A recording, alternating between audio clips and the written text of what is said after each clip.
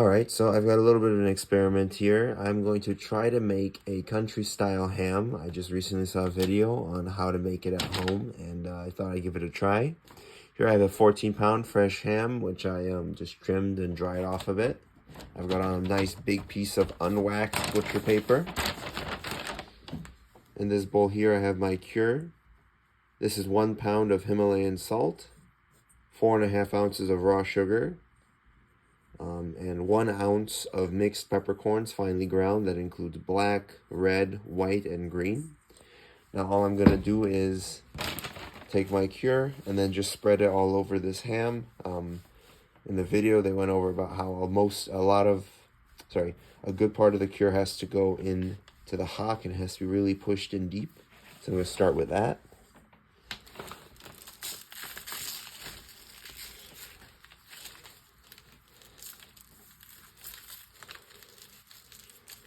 Just get it really, really deep in there.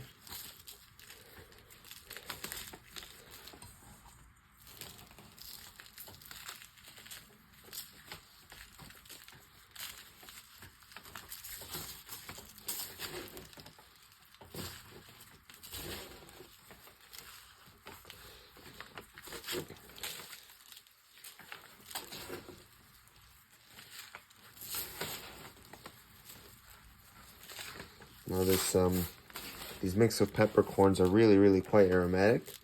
And they'll give a little bit of heat and some really nice aroma to the meat. This is really just an experiment. I've never actually done anything like this before, but it's early January now, January 8th actually, and the temperature seems to be just right according to what I read on the internet. So I'm hoping that this turns out pretty good. Otherwise it'll just spoil, but oh well. It's an experiment. That's what experiments are for, to find out if things work.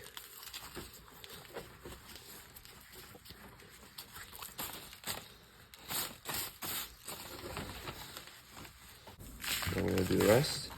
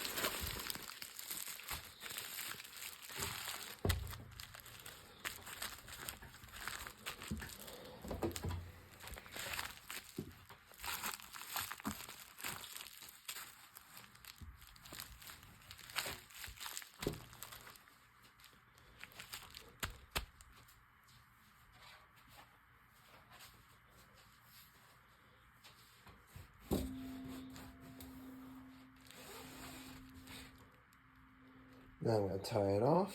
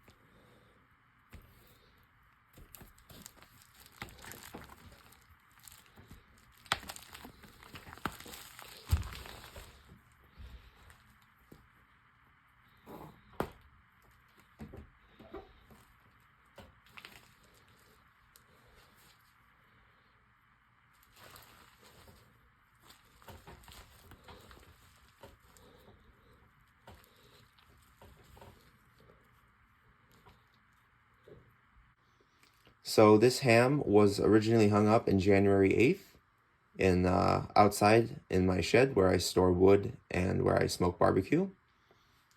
This ham was originally wrapped up in butcher paper and cheesecloth, and around the ham was the cure, which included salt, sugar, and spice. And after 2 months, it was then unwrapped and then re-wrapped up with just the cheesecloth to allow it to properly dry and age. It is now May 20th, so it's been out for a total of 4¼ months. And originally my plan was to allow it to age for 2 more months through the summer. But unfortunately, right now I'm seeing some signs that it's not aging properly, including the aroma and the texture. And I'm a little worried that if I leave it for a little while longer, it might actually spoil and I might not be able to salvage any of it. So I decided to cut the experiment early to carve it in half and just see what's going on the inside, if I'll be able to eat any of it. And that's why I'm making this video today. So like I said, it's been outdoors the entire time, 4¼ months. The original weight was 14 pounds and now weighs 9 pounds, 10 ounces. So it certainly has lost enough moisture.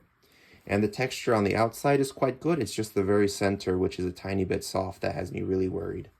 So now I'm going to unwrap it and show you guys what I've got on the inside.